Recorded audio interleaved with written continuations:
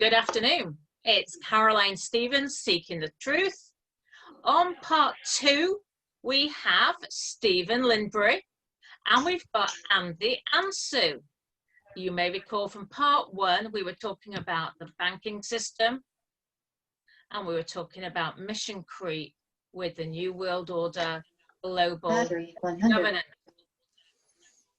So, where did we leave it then, Stephen? I think you wanted to speak first on this, didn't you? It was about Scott Morrison, I believe. Yeah, well, I've got to be a little bit careful. There's some things that I'm aware of with Scott Morrison that we perhaps won't talk about. But I've heard that he's very good with children, apparently, but that's a different thing.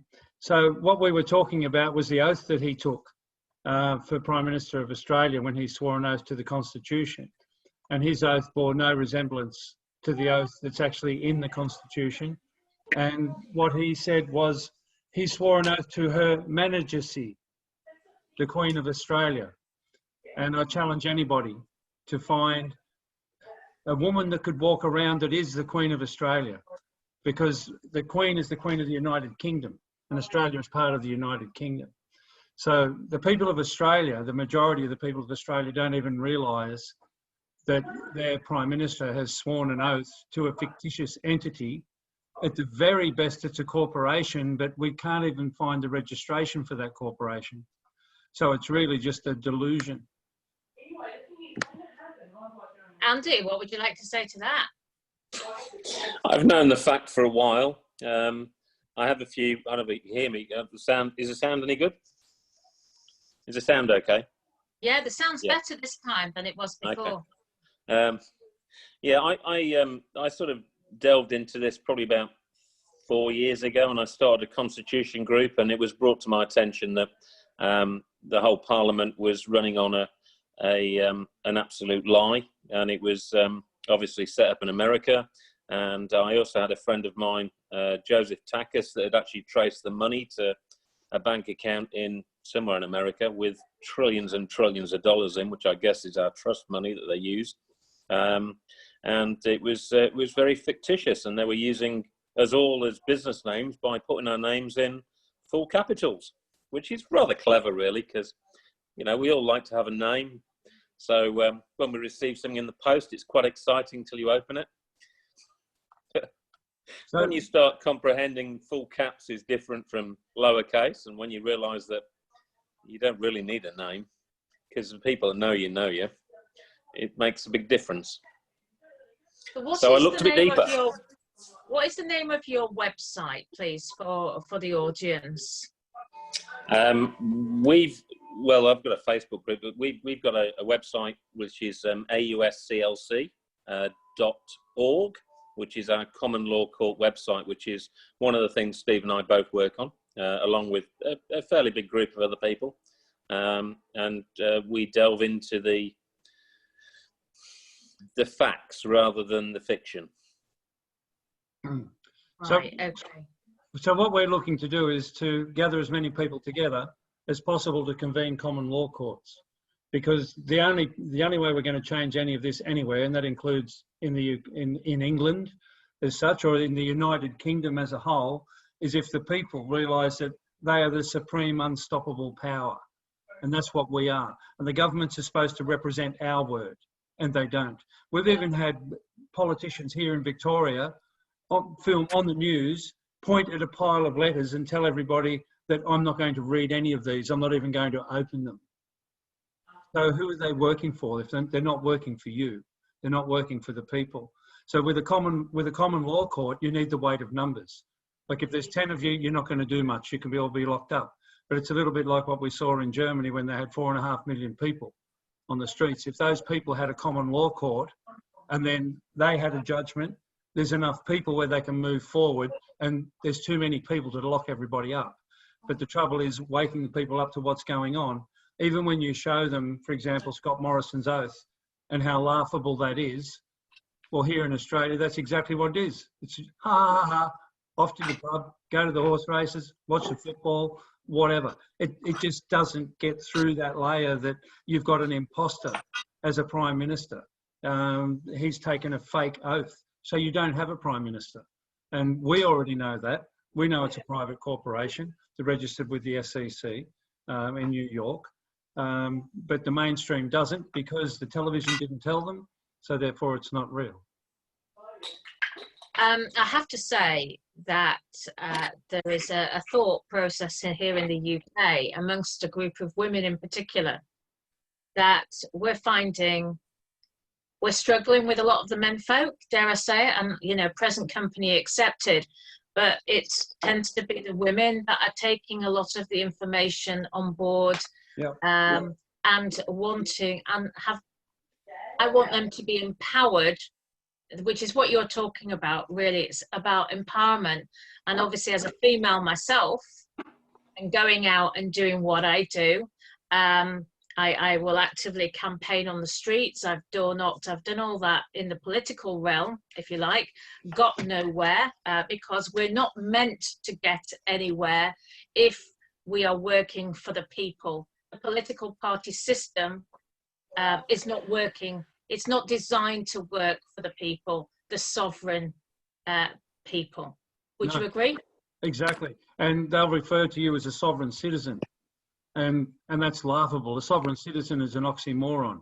A citizen is an employee of a corporation, and a sovereign is master of their own destiny and answers to no one. So how can you be an employee of a corporation and be answerable to no one? Like, but that's the police will say, oh, "Are you a sovereign citizen?" And you go, "Yeah, I'm an idiot. I'm an oxymoron, you fool." Like, it's absolutely laughable with what they do. They'll preach a truth, say to the people that I work with who think that there's something wrong with my brain because I don't agree with them, but they'll quote stuff to me that is absolutely nonsensical.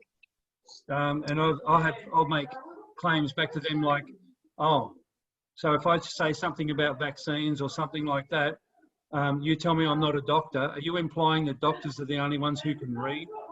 Are you telling me that doctors are the only ones who can listen to a lecture by another doctor?"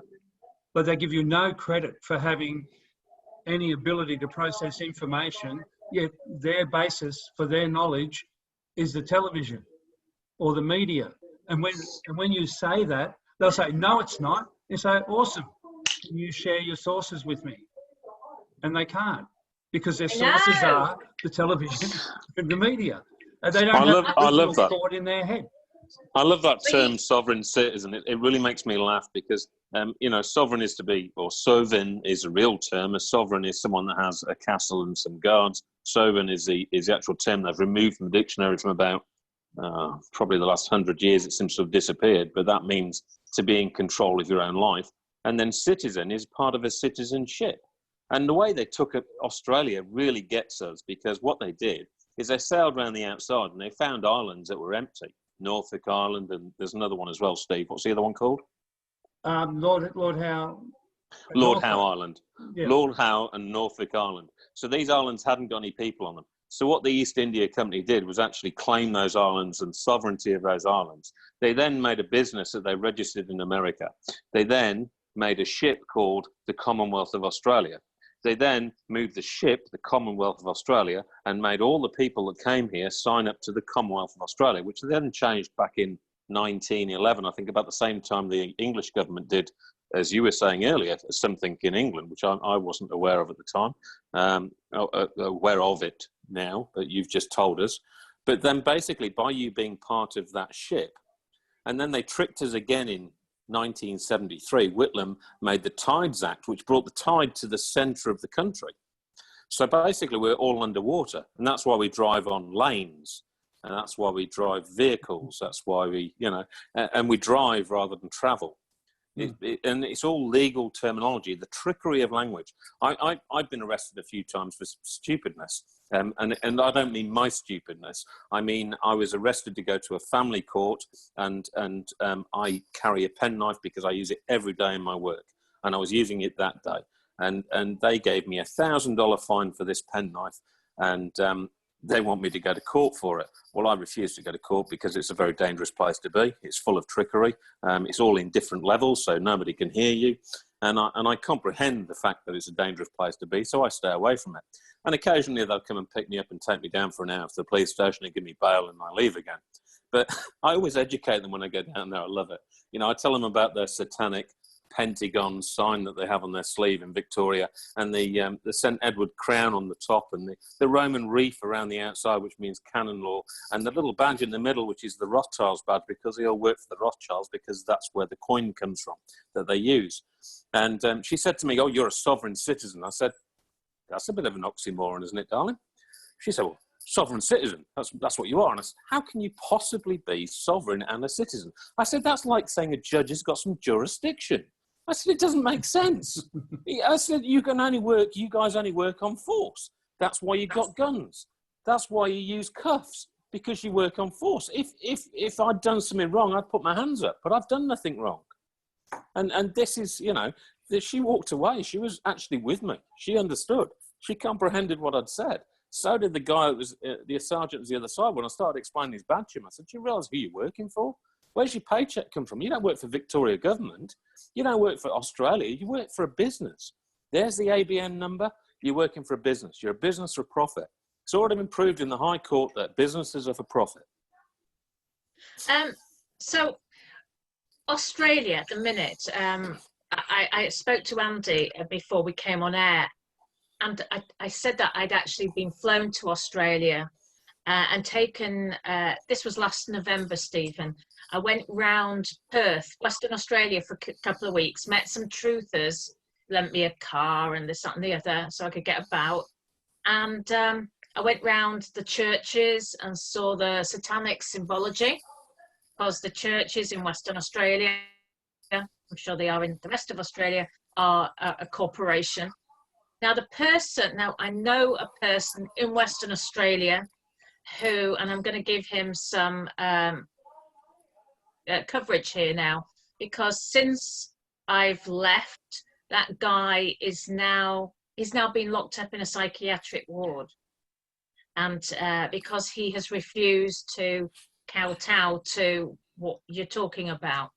And so I do hope that people start waking up, that people can get locked up and given injections potentially against their will in Australia. Not only, yes, they can, definitely. And I can tell you that I know a woman, and I won't go far enough to identify them, okay? But she and her daughter were in court, and her daughter wouldn't comply with what they wanted in the court, and she was physically beaten up in the courtroom, and she was pregnant with triplets, and she lost 2 of them. Now, privately, I could tell you who they are, but I won't do it on this forum. Oh, no. But I've spoken to the mother, and she's definite. And this is somebody who knows law, is actually a minister, right, of religion, and and I refer to her as she who must be obeyed, because she's a very strong woman. Now, that's something that you were talking about a little bit earlier, and I just want to repeat that. It is a bit sad, I think. Men like to be big and tough and stand up and make a lot of noise, but it is the women that are leading. It's the women that are coming through. The women that are showing the most, there's a word that I could use, but I won't. But we are. We're the warriors. Do you know, this is the thing. We are the warriors. And I'll tell you something. I have 2 ladies in the Liverpool area, and they were quite regular interviewees. I chat with them about the secret court system, because both of those ladies have had the ultimate removed from them, and that's their children. And what's most precious to them, they've lost.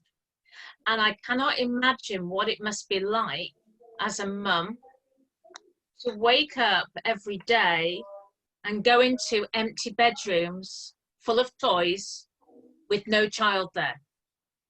And those children have gone into the system for whatever reason, through the court system. And there is no doubt about it that they've got this catch-all clause in whatever papers, regulations, legislation, whatever it is man-made. As soon as you sign that birth certificate for your child, you make the child a ward of the state. soon as you hand them over, and it's the mother that does it, she's the informant. If No, you look at the Andy, paperwork, she's the informant. it's actually before then. Do you It's think? actually Okay. when the mother goes to the doctor and Wow. she gets the confirmation that she's pregnant with the doctor. That's when they started. Mm. So the doctors are the ones to be feared the most when it comes to your liberty and to taking away things from you. And you've got to The doctor understand is the the one who word. can get rid of the captain of the ship. Understand the word doctor. Doctor. He docks the ship. It comes down the canal from the waters. Crowns first. This trickery of language is so terrible in English. And that's why they killed off the Gaelics. That's why they've changed the Welsh. That's why they've changed French. Because they want the trickery of language. You could probably say the doctor confirms the rite of passage from the beginning. Absolutely. So that's a good point. So these two women, when we're saying about the women, you know, I have ultimate respect for those two women because they go outside courts with loud hailers. They'll walk down the streets with a loud hailer. They've actually worn their underwear on top of their clothes to bring attention to the fact. So they haven't gone naked, please don't get wrong. They've worn clothes, but they've worn it in such a way to grab people's attention to how they see them being raped, if you like, by the government, and they're doing it in the only way they know how, and it's to wake the people up. But of course, you see, the government is keen. They don't want loose cannons. They don't want you, Andy. They don't want the likes of three of us here even talking, do they? No, definitely not. and I don't care much about that. No, same here. So what I see is actually it is a spiritual battle, and I think a lot of people will realise that. But there's a lot of people in churches. I was talking to a guy a couple of days ago. He'd been in the finance industry all his life. I met him I'd campaigned to get financial education into the school curriculum. Now, that was 7 years ago, because I saw the importance of saving and not going into debt. But it was a case of, I met a lot of influential people along the way, and I actually spoke in the City of London. I wasn't paid, but I had my expenses paid as a housewife, if you like. And I would be the intermediary, if you like. I was the front of a group of actuaries. They were very technical, very well educated, very highly paid mathematicians. But you know what it's like with accountants and actuaries. Perhaps they need an interface, you know, they need a face, don't they, to work with the public. So I would be their intermediary. I could understand what they were saying to me because I'm a mathematician. And I just realized now that all of it is totally fake.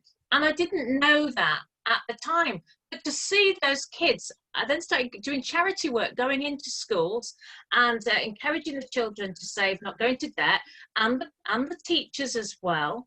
And then I just realized, well, the way things are going, they're never going to be able to run their own house because things were just all being running against them. But these influential people I met, I was talking to one of these guys 2 days ago. He goes to church. I said, we're in Revelations, you know. He said, yeah. I said, I think a few people say that. He's like right unconcerned about it. And I'm thinking, he's a Christian financial whiz kid. He's now in his 70s. And I'm thinking, are you not waking up? What was the point of going to church all those years if you haven't worked out by now what's really happening? This is the time. This is where we are going to be taken down so low. Did you know that Britain means the holder of God's covenant in Hebrew? And England means something to do with green fields, green land, England. And you know, Scotland in I think Serbian, it means annoying man, because Scotland used to be called something else. I was listening to an annoying man a few months ago. I think he came from Scotland. Oh, was that John Smith? Oh, sorry. Did Oh, I look, say how that? many John Smiths are there? John Smith is a very common name, I guess. Yes, yes. But basically, as I see it, they want to destroy our tribe of people. That's the ultimate goal for them. So they're going to take, so we see these websites called Deagle.com. Deagle.com, for anybody who's watching, who's not seen it, it's some US military website, which has been able to project, I don't know how they've done this, project that we have a population of some 15 million people compared to the 80 million we probably have now, which a lot of people are undocumented, I guess. Also, that's what Tesco's club card says. Anyway, that's a big supermarket here. There was 80 million club cards. So we're going to reduce from, say, 80 million to 15 million population-wise in the next 5 years. Yeah. And ours is 26 to 13, I think. Yeah, 13 or 15, somewhere around 30, yeah, somewhere around there. Yeah. Yeah. Now that it's an agenda. That's been up for, let me see, at least 4 years, 6 4 or 5 years easy. that I know of. So how are they going to bring that about? Well, we have, I was the campaign Vaccines. manager. Vaccines. Well, there's that. There's also, there's also the fact that there's talk about Brexit now, because you mentioned what happened in 1973 in Australia. That 1st of January 1973 was a very significant date in the UK's political calendar, because that was the date that we joined the EEC. And you should have had a referendum as well. We didn't get a referendum until 1975. The truth of the matter is, I was actually the campaign manager for the referendum in 2015, 2016. That's when I got myself involved politically. Sure. So what actually happened, I've done a lot of research about us joining on the 1st of January 1973. Of course, we had the infamous Prime Minister Ted Heath. We have MPs today. I have local MPs from the old order, if you like, who think that Ted Heath is wonderful. Here lies part of a problem, a much bigger problem, with who is in our parliament and what they stand for, what they represent, what dirty secrets that these people have. They're puppets.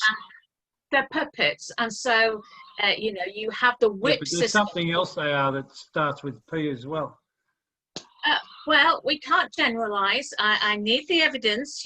Caroline Stevens seeking the truth. However, it is difficult to gain the evidence. I did hear an interview once of on social media of a lady who had been able to ascertain that 164 MPs had been on the sex offenders register in 2016. Well, we have the same thing here. We have a suppression order for 90 years, which includes ex-prime ministers, members of parliament, judges, heads of police, and it's a 90-year suppression order put in place by Howard. Was it Howard? I think it was Howard. John Howard, yeah. Put in by Howard. Howard's the same guy that did the red flag thing at Port Arthur, and I can call that apart so many times. That took all the automatic weapons off the people, so it disarmed the people from automatic weapons, and that was an absolute farce. It's the only time we've ever bought a 22-body morgue van from America, and it was sold 12 months later. The weapon that was used was originally owned by the Victorian Police. The guy that did it has an IQ of 67. And is supposed to have, he's left-handed, by the way, an IQ of 67, supposed to have stood up in a cafe. Supposed to have stood up in a cafe, and he shot 31 people with head or neck injuries with 29 shots, and changed the magazine with one at the spout before he carried on. Now, that is top end, and I've been in the forces. I've done 6 years in the forces. I was out in the Gulf, and I saw us steal the gold from Iraq. And I've spoke to many, many people that have done it while I was over there. So I know that was just about theft. It was nothing else but theft, and we stole their oil afterwards. But that Port Arthur is an absolute fantasy. It was an absolute managed. It was spoke about in Parliament beforehand. And then you've got the suppression order, where only one of the senators would stand up and talk, and all the others are missing. And there's a 90-year suppression order on that, which is ridiculous. But they had to do it, Andy, because they didn't want the people of Australia to lose confidence in the judiciary. Okay, so in actual fact, what I found from having visited Australia and meeting lots of truthers out there, I've been able to build a big network, actually. So that's really good to see, or maybe not so good to see, but that we're all in the same boat. And what concerns me, and it's citizenship. Use the pun. Well, I'm getting up to speed now. I haven't been doing these shows for quite a while, and you do get out of the habit of it. So we've got a situation. I did come across the Queen's Papers. You know, the Queen's Papers that were that you got the courts. The courts actually made the Australian, the Archive Library expose the Queen's Papers. Now, it did happen, didn't it? Did all the papers get revealed? Because I never did follow this up. Who knows? Right. And we're talking about the Whitlam letters to the Queen. We are talking about the Whitlam letters. There was a fair few released, but I'm afraid there was no real information in there. It was sorry, I don't believe it's been released. I think it's been fluffed. Right, there was supposed to be 217 letters. There was a lot happened in 73, and you've said in England as well, a lot happened in 73. I mean, I was only this big, so, you know, I was nothing more than a toddler at that point, but... So was I. I'm just looking back. I mean, we're talking about the Magna Carta. Steve was a teenager, I mean, you know. We're talking about the Magna Carta. I wasn't around in 1215. No. Anyway, so how should we wrap this part 2 up then? Because I'd love to have you back on my show. As I say, I've not got Caroline Stevens Seeking the Truth YouTube channel anymore, but what we'll do is put this now on videoband.nl /Caroline-Stevens / that is the URL. So this is videoband, and this is what we need people to realize, that more and more people will get their YouTube channels removed by the opposition, by the establishment who runs the internet, basically. So if we can get more people over onto videoband.nl, and also Facebook, I'm on a 30-day ban. So as I say, I've been getting out of the habit of doing interviews always round. So there's a new platform for people who want an uncensored social media experience like Facebook, and this is called, dare I say it, citizenband.com.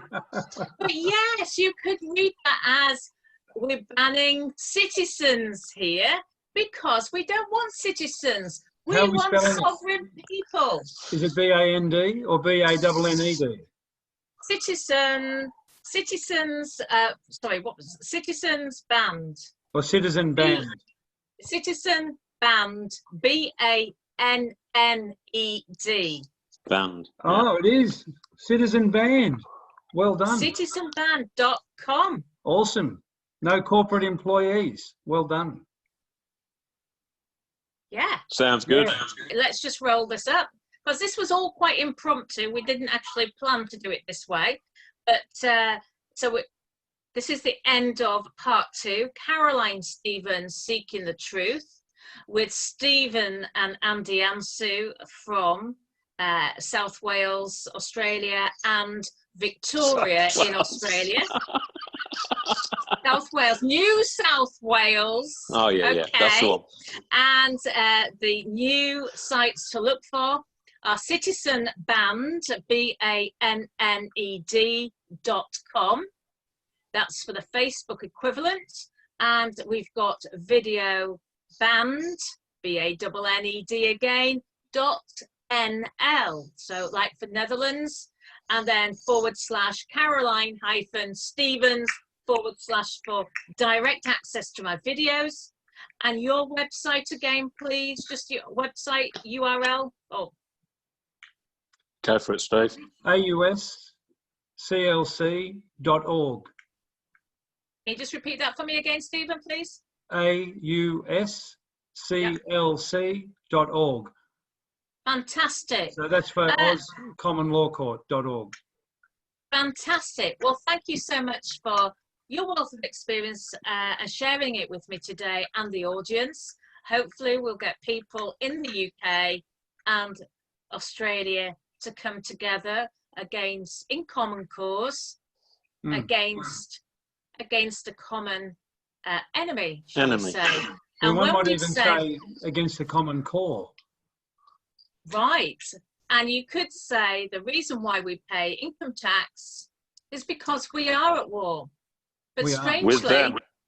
Yes. We're exactly. paying them to be at war with us and divide us. Yeah. Absolutely. Thank you so much. And to everybody at home as well for watching and listening, please do share and take care. See you all again soon. Goodbye for now.